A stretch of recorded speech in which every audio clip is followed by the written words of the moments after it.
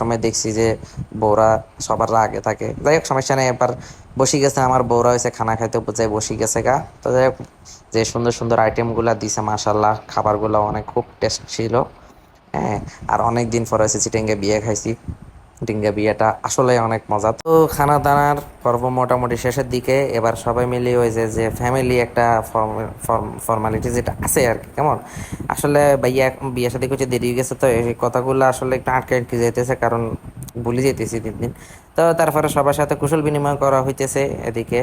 আর সবাই একটু ব্যস্ততার ভিতর দিয়ে যেতেছে, কারণ হচ্ছে যে সবাই এখন বিয়া ফরাইবো।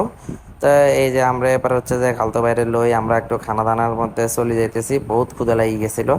এই যে মাশাল্লাহ অনেক মজার মজার খানা দানা দিছে। তো এমন ক্ষুধা লাগছে বাবুরে বাবু, আই আর ভিডিও করতাম হারিনো।